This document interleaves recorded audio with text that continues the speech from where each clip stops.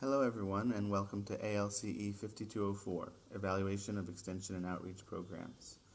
My name is Tom Archibald and I'm very much looking forward to working with you this semester as we work together to learn about evaluation theory and evaluation practice in contexts of community education, extension, and outreach programs. To get started with this week, one of the first things I'd like to have you do is to introduce yourselves in the discussion feature on Canvas by answering these three prompts written here, which are also included in the discussion section. So just very briefly write your name and what area of work or study you are pursuing, what you hope to get out of the course, and what prior experience, if any, you have with program evaluation. And it's completely fine if you don't have any formal prior experience with program evaluation. That's actually quite common.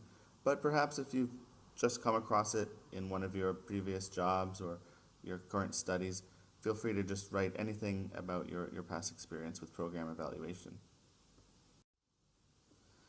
Then one of our goals for this week is to give you a little bit of an overview of how this course is going to work this semester.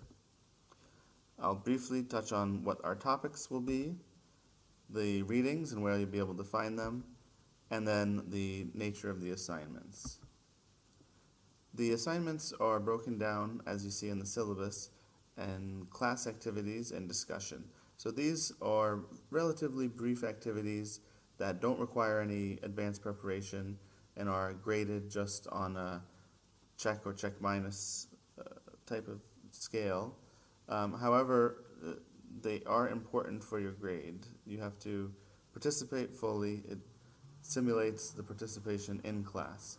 So you need to be showing that you're an active member of the class. Secondly, and more importantly in terms of grading, are the critical reading responses, or CRRs.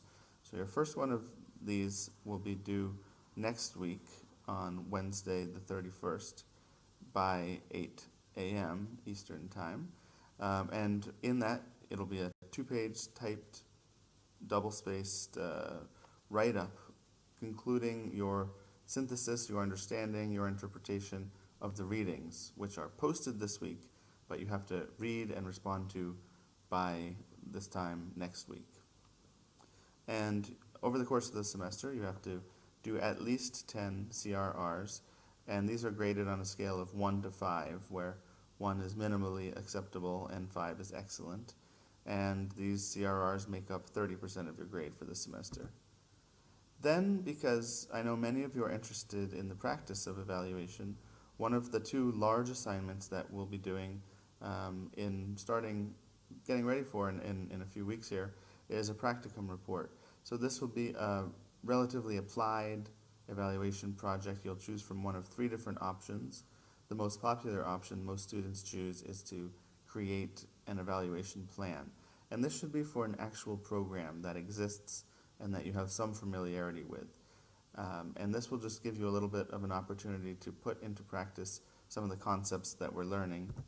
And then towards the end of the semester, there will be a research brief, which is a little bit more like a traditional term paper, requiring you to pull on resources from certainly the course readings, but it's also readings that you identify on your own based on whatever topic you choose.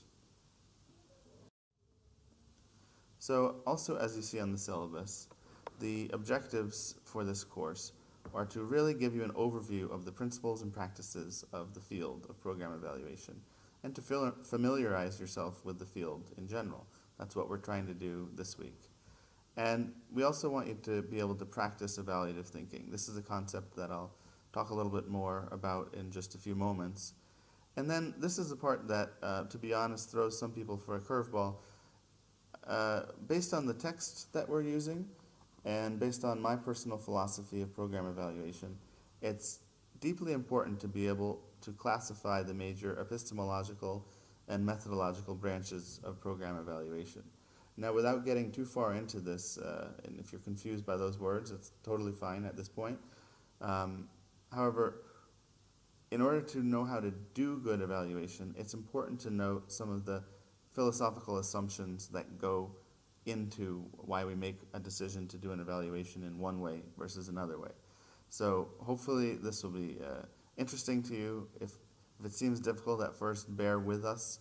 as we go through the semester, I really do think that you will see how the epistemology and all of the paradigmatic assumptions that are built into these considerations will actually become extremely practical. There's nothing quite so practical as a good theory. And then definitely related to the practicum, but also through many weekly activities, you're going to be able to apply the technical steps and processes involved in planning and doing an evaluation in an extension or outreach context. So you see some of the steps here. We'll go into each of them in greater detail later in the semester. And then finally, to whether or not you plan on becoming a professional evaluator, I think these last two bullet points are important for you to be able to, once you've understood the various epistemological and methodological choices out there, to position yourself within that domain and justify why you see the field and this context of evaluation in a certain way. And secondly, to be conversant in emerging trends or controversies within the field, to show that you're really well versed in what's going on in the field of program evaluation. Those are the learning objectives and the expectations, and as long as you work through these various issues, I'm sure you will succeed in the course. So to start with this week, I think it's important to ask the question, what is evaluation? And it might be actually harder to describe than one might think. I like this cartoon to sort of show how difficult it is for people like myself who are professional evaluators to try to explain to kids or parents or grandparents or the people at customs when you come back into the States and they ask you what you were doing and you say evaluation. They give you this very quizzical look, not sure exactly what you're talking about. So we evaluators are constantly trying to explain that evaluation is a thing. It's a profession. It's a career path. It's a field of professional inquiry, and it's what we do. So part of my goal for this week is just to convince you. So sure, you signed up for this class, but did you know that evaluation is a thing? It's really a thing that you can do if you want. It's so hard to explain that there's literally a children's book to help explain to children, but also, as this quote on the right says, a great way to explain to potential clients or program implementers, people who know they need an evaluation but don't really understand what evaluation is all about. Then you can just slip them a copy of Eva the Evaluator. So as I already mentioned, evaluation is a career. And sometimes I hesitate to start off with this point because for me it's not the most important thing, and very few of you will end up at the end of this class saying, I want to be an evaluator. And that's fine, because I'm sure, as you'll see in a moment, there are myriad ways in which program evaluation will be important to your career and to your work, no matter what you do. But just to, again, establish this fact that evaluation is a thing in terms of a career, I wanted to just quickly touch on a few ways in which this is so. For instance, I found this back in 2009, that at that time, and probably still true today, one of the 10 little-known fields with great job opportunities is, lo and behold, program evaluator. So here's a quick little blurb, very simplistic, I don't agree with all of it, about what a program evaluator does. It's true, as they say, often you can get by as an evaluator with a bachelor's degree, although having a master's degree or a PhD is often helpful. And the salary range, as you'll see in this next slide, is not necessarily correct. This is the results of some data from the American Evaluation Association. And again, most of us, we don't get into this work to get rich, but these data do show that in various disciplines, whether you're an evaluator, an administrator, a university-based person, or working in the training field, that there's a fairly good range of salary opportunity. So, hey, it might not be investment banking, but at least you can be doing good and doing well. Also from the American Evaluation Association, which is the largest professional association of evaluators, there are many associations all over the world, and that's something we'll talk about a little bit later in the semester, the professionalization of the field and how capacity building at a local and national level is really an emerging trend in, in the field of evaluation. At last count, there were roughly 160 active job postings on this job search page of AEA, and these are mostly all over the US, different fields of professional practice such as health, community development, criminal justice issues, education, STEM education, higher education, international development. You name it, there's a need for people who are trained in program evaluation. And I will just briefly mention that there are very few graduate programs devoted to program evaluation. There's two really good ones in the States. One is at Claremont University, Claremont Graduate University, and the other's at Western Michigan. And then there are a few certificate programs here and there, but most often, it's like here at Tech, there's 1 or 2 or 3 courses that you can take in program evaluation. So very often, just taking one course gives you a leg up in terms of being a good candidate for some of these various positions that you will no doubt see once you're out on the job market. More importantly, though, evaluation is really applied inquiry. So what do we mean by this? Well, you're all involved in research in one way or another, and this is a simplistic division between what is research and what is evaluation. We can return to this at a later date if need be. But by certain definition, research isn't able to ascertain value of a program. Research generates knowledge, answers important questions.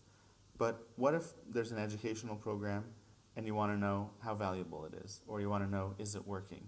The evaluator can answer those questions, whereas generally speaking, the researcher cannot. Again, the caveat being that's an overly simplistic distinction between the two. There's a lot more similarities and differences that we could talk about if need be. Then, as I mentioned a few moments ago, there's a good chance that evaluation is or will be or should be just part of what you do, no matter what your career path might look like. For instance, I myself and many of you work in extension and outreach education, so non-formal or community-based or adult education or youth development, cooperative extension, other non-governmental organizations working in communities. That's a very common area where, as you will see, evaluation is an important component. Community development more generally, the foundation and nonprofit world is constantly seeking more evaluation and evaluators and contributing some good scholarship even to some innovative methodologies about how to value inputs, sort of value for money, things like that, to help people trying to do good in the world by investing their money to know whether those investments are really making a difference. International development, which as you may have seen from the email I sent out earlier, is a context that I'm currently working in. There's a great amount of emphasis on doing program evaluation of international development programs currently. Agriculture in general. All of the College of Agriculture and Life Science researchers at Virginia Tech are expected to evaluate the impacts of their research and their work to know, are they meeting the needs of the agricultural sector and community in Virginia and elsewhere. Higher education, we have an Office of Assessment and Evaluation at Virginia Tech that's mainly focused on evaluating student performance, but also faculty performance, various other programs offered by universities to see if they're meeting their goals. Health and related industries, there's a lot of evaluation going on in biomedical areas, in health and wellness areas. Education, of course, evaluation of student learning, as well as evaluation of teacher professional development. It's all throughout the pre-K through 12 system. Business and industry, ironically or not, is perhaps ahead of the curve. There's more innovative methodologies, more emphasis on evaluation, often than in the nonprofit or the community development sector. Sometimes they don't call it evaluation, but they really are using systematic inquiry to judge merit, worth, significance, which is a definition I'll get to in just a few moments. And like I said, often in very innovative and interesting ways. You could even think about human resources as a type of evaluation, trying to decide about people's compensation based on data, based on benchmarking, based on different variables. That's also a form of evaluation. Technically, that would be called personnel evaluation. Consulting of any type often involves evaluation.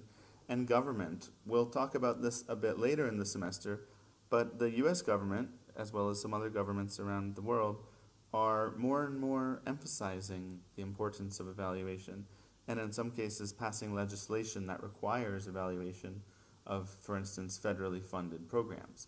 So in order to get federal money, in many cases, you have to do evaluation. And in the past 10, 15 years, there's even been legislation that specifies what type of methodology an evaluation is supposed to use. So that's interesting, and we'll get back to that later. So again, the name of this class is about extension and outreach programs, but there's enough overlap between this sector and the other sectors on the screen that if you're more interested in another area, it can all be tied back into extension and outreach. So don't feel constrained, especially when you're selecting your program for your practicum. We can negotiate back and forth about what program might be appropriate for you to focus on. But just so you know that evaluation is pretty much everywhere, even though it's not a very well known profession. The current president of the American Evaluation Association, this is one of the themes that he's really harping on, and he used the analogy of vampires, so we are walking among you.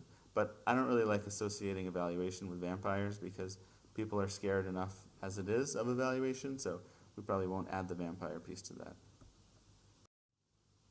So there are numerous different definitions of evaluation, and I'm going to propose to you a few different well-established definitions from leaders in the field, and then share with you one sort of synthesis definition that I think it may or may not be the right one. You're free to use whichever definition really fits with your standpoint.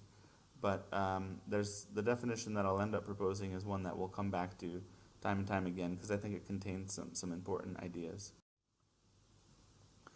One very common definition from Carol Weiss, who's worked for a long time in the government and was really a leading scholar of evaluation for a long time before she passed away.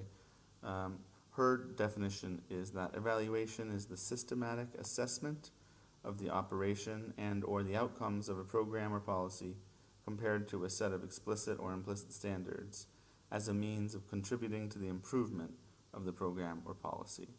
So just a few aspects to highlight here. There are standards or criteria which are required in her definition of evaluation. So there has to be very, very clear, predetermined outcomes to essentially benchmark to or to compare to. Note that very early on we have the idea of systematic assessment. That is one that will pop up in almost all definitions of evaluation. Michael Scriven, who is one of the founders of modern evaluation, for instance, he invented or coined the terms formative evaluation and summative evaluation, which we'll get to, well, you'll see in your readings. But they're generally, when people are learning about evaluation, there's some of the first terms they learn. And he came up with those, so he's clearly pretty important. And his definition is probably the most commonly used and commonly cited. And that definition states that evaluation is the process of determining the merit, the worth, and the value of things, and then evaluations are the products of that process. So merit, worth, significance is another term he often uses, not in this current one. But a little bit later on, we'll try to parse out what is the difference between merit and worth and value and significance. There are slight differences, and it goes beyond just wordplay. The differences in those words really has meaning once you try to understand the various definitions of evaluation. Now, ironically or not, a lot of people, even if they subscribe to this definition, they don't necessarily use it in practice. So that is just to say that a number of evaluation projects or evaluation contracts might end up collecting data, doing analysis, and reporting without ever actually making value judgment statements. Now, we can come back to that later, but I just want to flag that right now for you as something to think about. Michael Quinn Patton is someone who I will refer to many times throughout the semester. He's been a very influential figure in program evaluation and also in qualitative research. So some of you who might be interested in qualitative research probably have at one point or other seen one of his very large qualitative research handbooks. And he says that evaluation is the systematic, there's that term again, collection of information about the activities, characteristics, and outcomes of programs to make judgments about the program, improve the program effectiveness, and or inform decisions about future programming.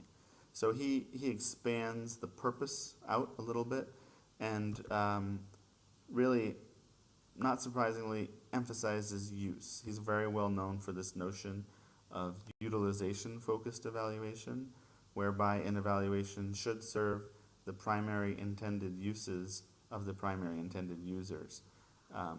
So we can get into this a little bit more. It's one of the major branches of evaluation. And then developmental evaluation, which you see over on the right, is a relatively new emerging trend within the field, and we'll read about that a little bit later on in the semester. So now the sort of pulling it all together synthesis definition that I prefer is that evaluation is systematic inquiry to obtain accurate, useful insights about the answers to evaluation questions in a manner that is feasible, is credible to relevant stakeholders, makes strategic use of limited time and resources, and contributes to our general knowledge, to future evaluations, and to program evolution. So that's quite a mouthful, packs a lot of different ideas in there, but you can see from the 4 terms which are bolded and underlined, those can be 4 touchstones that we can come back to repeatedly when trying to make or justify decisions about why to approach an evaluative inquiry in one way rather than another way. It's important to think, okay, will this get me info or data that is accurate, that is useful, in a way that's feasible and credible? And the part to relevant stakeholders could probably be underlined and bolded as well, because for each of those 4 variables, you could ask for whom. So something that's accurate to a program participant might not be accurate to a university faculty member who prefers using quantitative measures that are valid and reliable. Something that's feasible to a funder might not be feasible to the executive director of a small nonprofit that's trying to implement an evaluation of their program. So, as always with social science, it's true in evaluation, which is it depends. It depends on a lot of things, but in the very first instance, whether something is accurate, useful, credible, or feasible depends on answering the question, to whom? And it's important to keep in mind throughout the entire semester that evaluation is a cycle. It is not some one-off, check it off, one and done type of activity. Ideally, it begins with concerted planning, intentional planning, and ideally that is when the program itself is being planned. So say you're going to develop a workshop for potato farmers on how to use a new advisory service to help them control fungicide spraying and get better results based on that. Well, as you're planning that workshop, it makes sense to, at the very same time, sit down and plan, how are we going to evaluate this workshop? So it doesn't always happen that way. In fact, it only rarely happens that way, but it is the ideal. And then there's the implementation, which is clearly the doing of the evaluation, collecting data, managing the data, analyzing it, interpreting it, making value judgments if that's the way you're going. And then a very often forgotten step in the cycle is evaluation utilization, the one that Michael Patton says is so important. And very often you hear the saying that as soon as an evaluation report is done, it goes in a desk drawer up on a dusty shelf, and it's just done for the sake of doing it. It's not actually making any difference in the world. But ideally, an evaluation should do something, but it has to be used. And there's a lot of different ways that an evaluation or an evaluation report can be used. And we'll get to focus on some of that later in the semester as well. And I can't emphasize enough the importance of planning. One of my mentors always used this little saying, which allegedly is from Aristotle. It's hard to check if he actually said it. If anyone knows if he really said it, you can get an extra gold star. But anyways, well begun is half done. So that's just, in fact, like I mentioned, most people for the practicum project select creating an evaluation plan. And I really love that because evaluation planning is arguably more important even than evaluation implementation, because planning ahead is such an important step in evaluation. So we've talked about all the various contexts in which evaluation happens. We've talked a little bit about what it is, but are we really clear on why we should evaluate? So we've hinted at this already, and one is a program working? Of course, that itself is relative. Who gets to define what it means that a program is working? Worked for whom, under what circumstances? But at the very least, evaluation can start getting us toward answering this question. Is the program working? There's also the very important aspect of program improvement. Ideally, program evaluation can even provide rapid feedback loops whereby program managers, program implementers, community educators, extension agents, whomever, can have constant flows of data in order to do their jobs better. Everyone's trying to do something in the world, and many of us would like to do better. So evaluation is a tool, is a system that can help us do better. More often than not, people do evaluation because it's mandatory. So I mentioned the U.S. federal government mandates, but this is much, much beyond that. Foundations, nonprofits, universities, whomever is giving out money these days usually requires some evaluation in return. Perhaps ironically, it wasn't always that way back as recently as the 80s. Many grants and other funding opportunities were not attached to evaluation at all. And even today, in many cases, it's a very weak linkage. So people often treat evaluation as this throwaway, secondary type of activity. But more and more funders are getting strict about the quality of evaluation that has to happen in order for funding to keep going. Then more and more there's, it seems that way at least, there's limited resources. There's less money available to do things with. So it's important to really use those resources wisely, and evaluation can help people with that. Then this is one that people probably often don't think of. You're trying to do good in the world, no matter what it is. Trying to educate farmers, maybe work with single mothers, maybe do something about health and wellness. Whatever it is that you're working on, wouldn't it be nice to know if you've actually achieved your goals?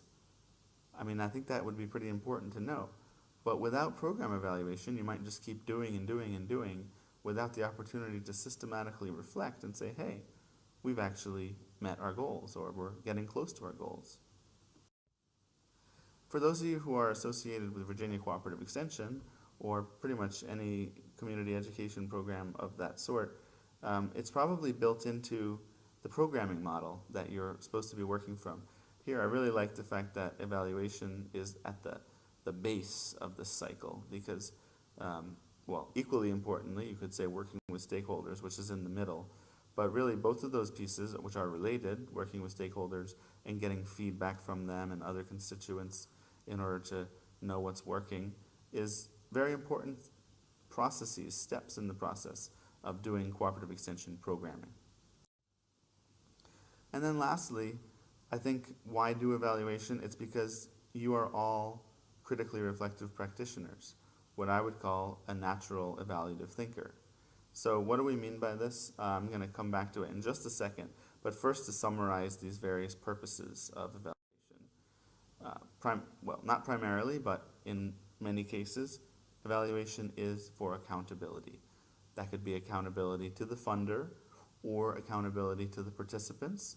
You know, say you're running a 4-H youth program. Well, the parents want to know that you're running a good program. So in order to be accountable to the youth and to their parents, you could use some program evaluation. Secondly, and this is one that I really love, is the idea of adaptive management and program improvement. So whether it's because there's limited resources or because you want to do good in the world or what have you, it just makes sense that you want to, if you're doing something and it's not working well, you need some feedback and some evaluative information to help you make management decisions to try to improve whatever that program or that initiative is that you're working with. Then, just like research, evaluation can contribute to learning. So, contributing new knowledge to a particular field that may not have been known before. That sounds just like research, but that's often a result of evaluation as well. And then lastly, and not everybody agrees with this, it's an interesting sort of debate going on, but generally, if you're trying to do good in the world, then evaluation can help you try to do good better. So in that way, evaluation can be a tool for social betterment, enhancing people's lives in some way, making people's lives better. So now, and this is the last point for this week, is to return to this notion of evaluation as a way of thinking. This cartoon is actually from Michael Patton. It's very nice to, for those of you who think evaluation might be boring, you'll be surprised to see that actually we've got lots of evaluation cartoons to spice things up. But this is one I really like from Michael Quinn Patton's book on utilization-focused evaluation.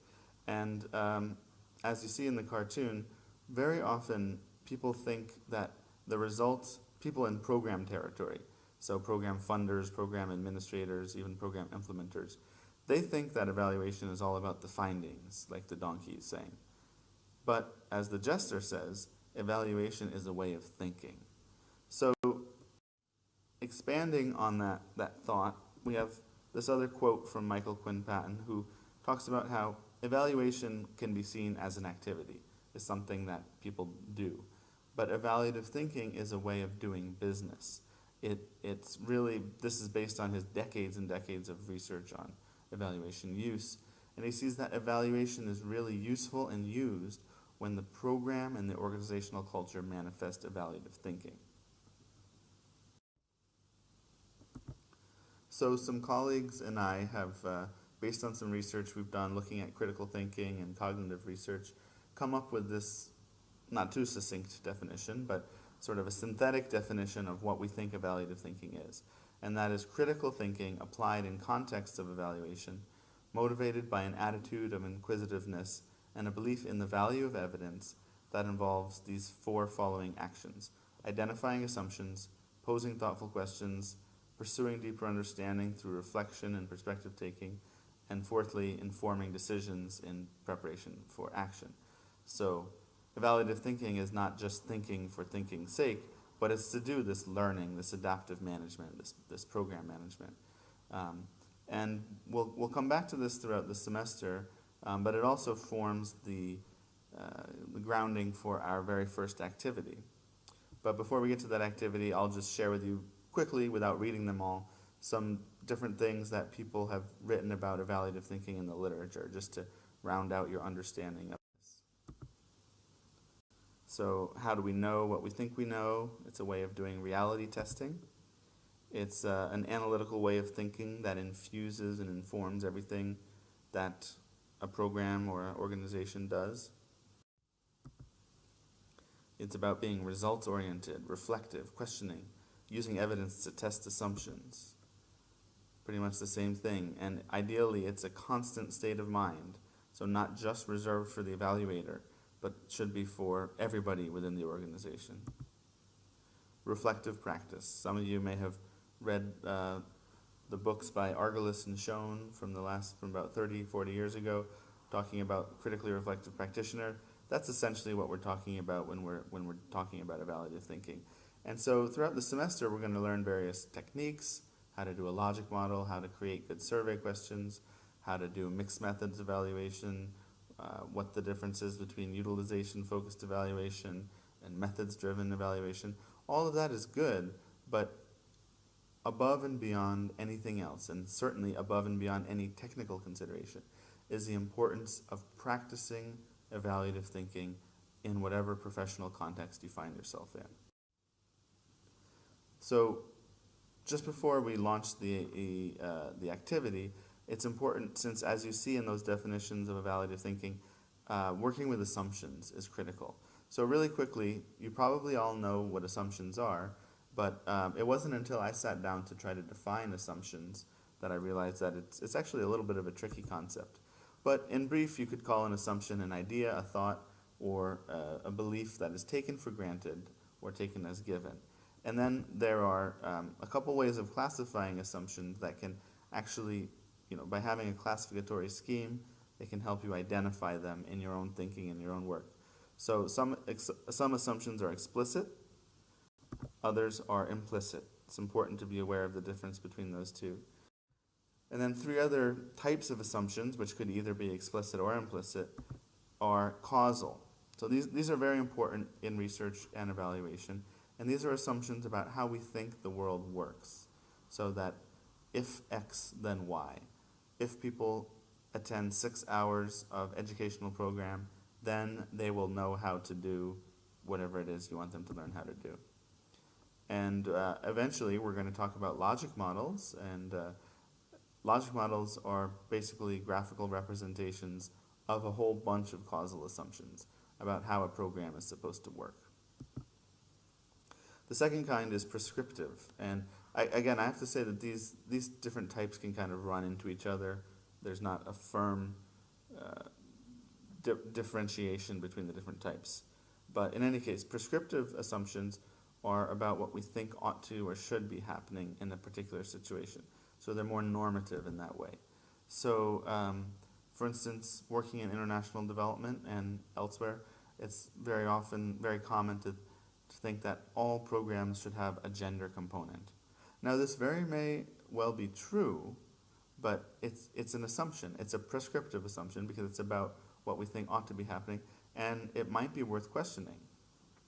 And then the third and most difficult to identify and work with are what we call paradigmatic or foundational assumptions, which are about deeply held beliefs, kind of like a worldview. So you understand then why it's the hardest to identify and the hardest to question or to change.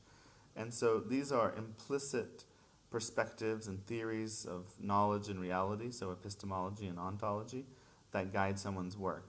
So just one example that I often use is the idea that scientific knowledge is fundamentally better than indigenous or local knowledge.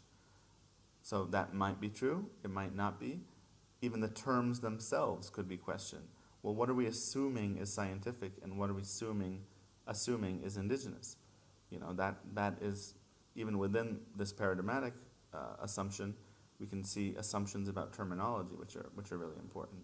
So by being aware of these three types of assumptions, and then whether they're implicit or explicit, that is one key way of practicing evaluative thinking. And you will see this coming back throughout the semester, I think. So now to wrap up, this is just an example activity. You don't actually have to do this one, but you can imagine how you could fill in this table by coming up with the examples of assumptions that people commonly make or see in everyday life, in the media, and then in project implementation. So in everyday life, a causal assumption might be, if I go to the gym, then I will lose weight. So that may be true. It's a X leads to Y type of thing. but it may not be true. There's many plausible alternative explanations, such as I go to the gym and don't do anything, or just talk to people, or walk around and don't really work out. Well, then that assumption is not going to hold true. The media is full of assumptions. You can open any website or open any newspaper, and you will see causal, prescriptive, and paradigmatic assumptions abounding. Then, most importantly, it's in whatever project or organization you work in. There are lots and lots of causal, prescriptive, and paradigmatic assumptions. The paradigmatic assumption that each program has or makes is that it ought to exist. So there you see there's a prescriptive notion, but it's also very paradigmatic. So for instance, cooperative extension. Those of us who work in cooperative extension love it, but it's also a paradigmatic assumption that something like cooperative extension is needed, that in Virginia there is a need for cooperative extension. I believe that paradigmatic assumption holds true, that there is in fact a need, but it is an assumption, and it sometimes bears marshaling some sort of evidence to try to understand the extent to which that assumption is true. Now for the activity that you will be expected to do this week, in addition to doing the readings and doing your critical reading response, is this scenario analysis. So there's a handout attached to this module, and in the assignments tab, which is just a one-page vignette written by Stephen Brookfield, who's a great scholar of adult education and critical thinking.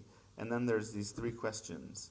So read the story and then respond to these 3 questions. Try to identify what assumptions that Tracy, the character, one of the characters in the story, is operating under. List as many of her assumptions as you can. And then of those assumptions, just pick out a few that the character, that Tracy, could check by simple inquiry. How could she gather some data or some information in order to check the veracity or not of her assumptions? And then lastly, imagine you're sitting across the table from Tracy, and you're not telling her that she's wrong about any of her assumptions, even though she may be. Try to pitch to her some plausible alternative interpretations of the scenario. What might be happening in the story, which would give her pause and show her that maybe her assumptions don't hold true. So this is all about plausible alternative hypotheses or interpretations. So that is the activity for this week. Again, that should probably only take 10 or 15 minutes to do.